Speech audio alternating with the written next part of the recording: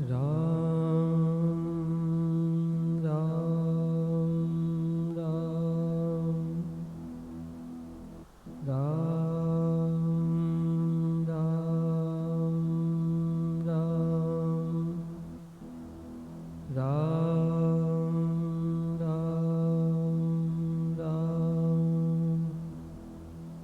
श्रीमद् भगवद गीता पहला अध्याय दूसरा श्लोक।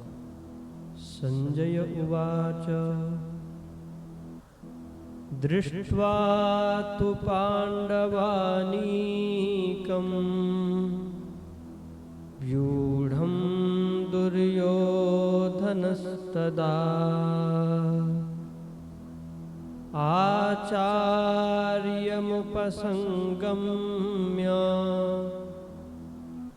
राजा वचनमब्रवीत्।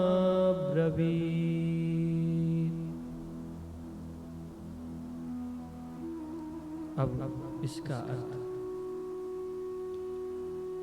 सर्वप्रथम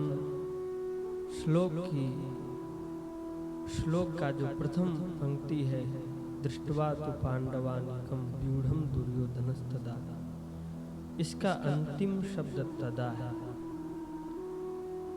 तदा का मतलब होता है उस समय। प्रथम लाइन में व्यूढ़म शब्द है। व्यूढ़म का अर्थ वज्र व्यूह से खड़ी हुई। प्रथम पंक्ति में ही पांडवानीकम शब्द है। पांडवानीकम का अर्थ होता है पांडव की सेना। दृष्टवा का अर्थ देखकर, और प्रथम पंक्ति में तू शब्द भी है जिसका अर्थ और होता है। पुनः नीचे की पंक्ति में देखें तो प्रथम शब्द है आचार्यम। आचार्यम कहने का आशय द्रोणाचार्य की उपसंगम्य का अर्थ पास जाकर। राजा मतलब राजा, और प्रथम पंक्ति के अंतिम शब्द था, अंतिम शब्द से पहला दुर्योधन शब्द है। तो दुर्योधन शब्द का अर्थ हुआ दुर्योधन, अर्थात राजा दुर्योधन। पुनः दूसरे पंक्ति के अंतिम चरण का जो वाक्य शब्द है वो वचनम अब्रवीत, वचन बोला।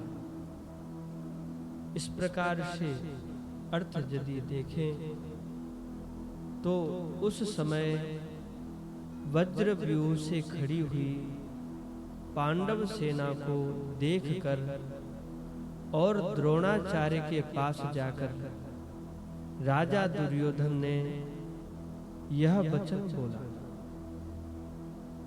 इसका तात्विक अर्थ है, जब संजय से धृतराष्ट्र पूछे तो संजय धृतराष्ट्र के उत्तर के रूप में युद्ध भूमि के स्थिति को बताते हुए कहते हैं कि पांडव और कौरव दोनों की सेना एक दूसरे के सम्मुख खड़ी है, समुपस्थित है। कौरवों के पक्ष का जो मुख्य व्यक्ति है दुर्योधन है। वस्तुतः दुर्योधन को यहाँ राजा कहा गया है। राजा दुर्योधन, दुर्योधन राजा है। देखा जाए तो दुर्योधन राजा नहीं बल्कि राजा तो धृतराष्ट्र है। लेकिन यहाँ दुर्योधन को राजा इसलिए कहा गया क्योंकि धृतराष्ट्र जो है वो जन्मांध हैं और उनके सारे कार्य को दुर्योधन ही देखता है। इसलिए कहने के लिए धृतराष्ट्र भले राजा हो, लेकिन वास्तविक व्यवहारिक अर्थ में राजा का कार्य तो दुर्योधन ही कर रहा है। और इस युद्ध भूमि में मुख्य भूमिका निभाने वाला दुर्योधन है। इसलिए यहाँ संजय दुर्योधन को राजा कहते हैं। दुर्योधन पांडवों की सेना को देख करके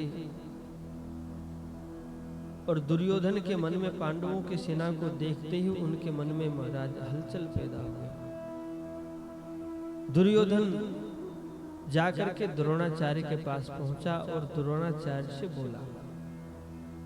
वस्तुतः देखा जाए तो दुर्योधन की भी सेना है और पांडवों की भी सेना है, और दुर्योधन और पांडवों में ज्यादा सेना कौरव के पास है, दुर्योधन के पास है।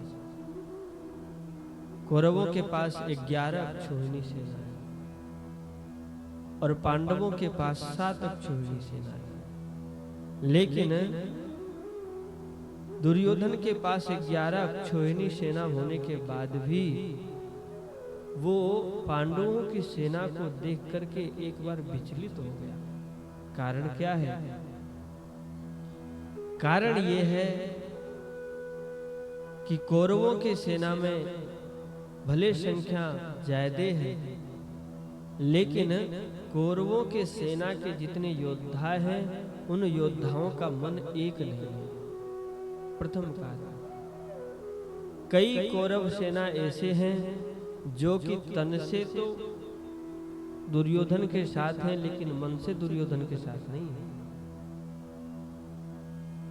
दूसरा कारण ये भी है कि दुर्योधन के पास संख्या बल तो ज्यादा है, लेकिन दुर्योधन के पास सत्य का बल नहीं है। और सत्य का बल न होने से व्यक्ति भले कितनों साधन संपन्न होता है, लेकिन सत्य का बल नहीं होने से उसके भीतर कमजोरी बनी ही रहती है, वो डरता ही रहता है। इधर पांडवों की तरफ देखें तो इनकी संख्या तो कम है, लेकिन इनके पास सत्य का बल है। ये सत्य के पक्षपाती हैं, धर्म के पक्षपाती हैं। दूसरा भाव ये भी है, सत्य और धर्म के पक्षपाती होने के बाद पांडवों के पास भगवान श्री कृष्ण है, और ये बात सुनिश्चित है जिधर भगवान है उधर ही विजय और श्री समुपस्थित होती है, उन्हीं को विजय की प्राप्ति होती है। इसलिए राजा दुर्योधन के पास संख्या बल तो है, लेकिन सत्य का बल न होने के कारण राजा दुर्योधन विचलित हो गया, और विचलित होकर के गुरु द्रोणाचार्य के पास जाकर के दुर्योधन कहते हैं,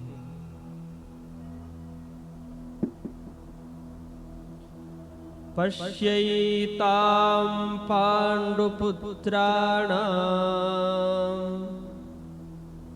आचार्य महतीं चमूं व्यूढ़ां द्रुपदपुत्रेण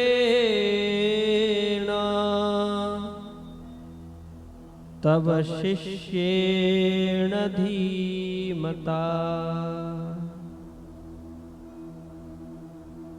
इस श्लोक के प्रथम पंक्ति में आचार्य शब्द आया है। पश्येताम पांडुपुत्राणाम आचार्य। आचार्य का अर्थ होता है हे आचार्य।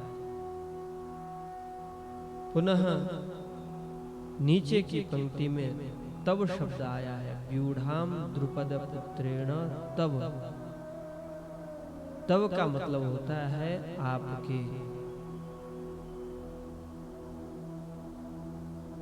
धीमता श्लोक का अंतिम शब्द है, नीचे चौथे चरण का अंतिम शब्द है, जिसका अर्थ होता है बुद्धिमान। शिष्येण, धीमता शब्द से पूर्व का शब्द है शिष्येण, जिसका अर्थ होता है शिष्य। द्रुपद पुत्रेण अर्थात महाराज द्रुपद के पुत्र जिनका नाम धृष्टद्युम्न था। व्यूढ़ाम, द्रुपद पुत्र धृष्टद्युम्न के द्वारा व्यूह रचना से खड़ी की हुई पांडुपुत्राणाम, पांडवों की, एताम, इस महतीम चमू,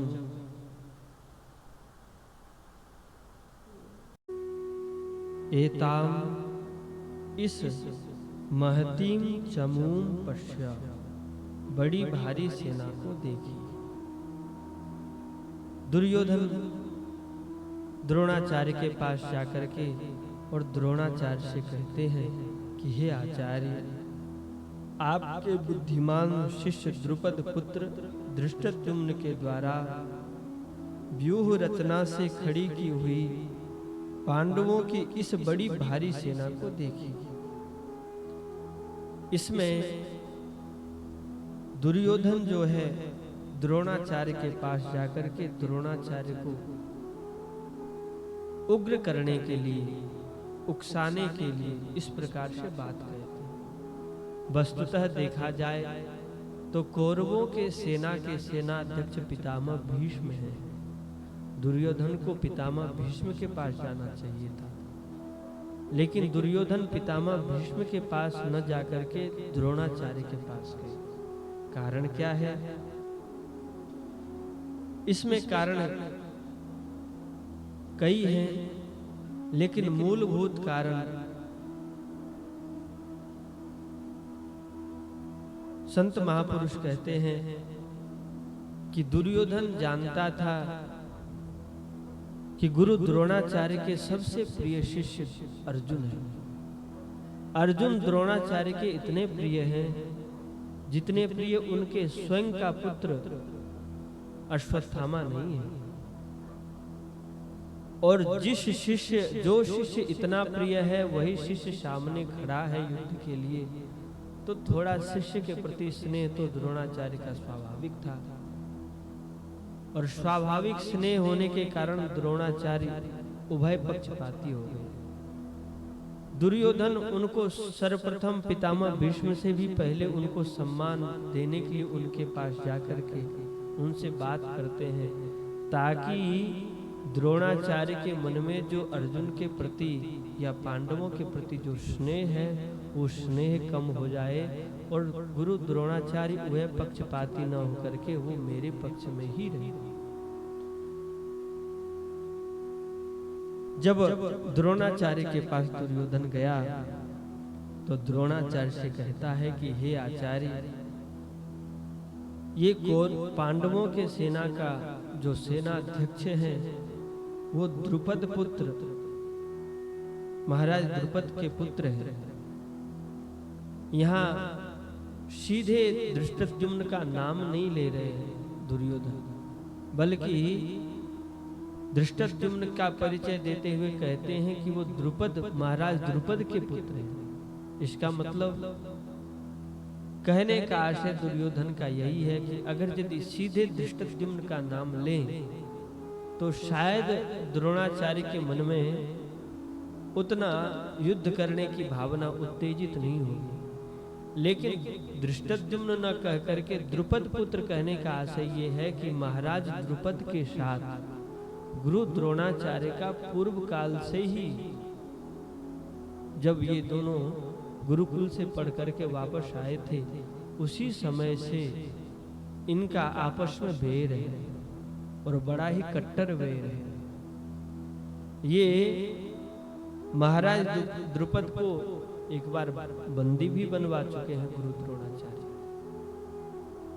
इन दोनों का बहुत पुराना वैर है और इसी वैर को याद दिलाते हुए दुर्योधन यहाँ कूटनीति करते हैं कि हे गुरुदेव, ये जो धृष्टद्युम्न है पांडवों का सेना नायक, सेनापति, वो कोई और नहीं बल्कि द्रुपद का पुत्र है।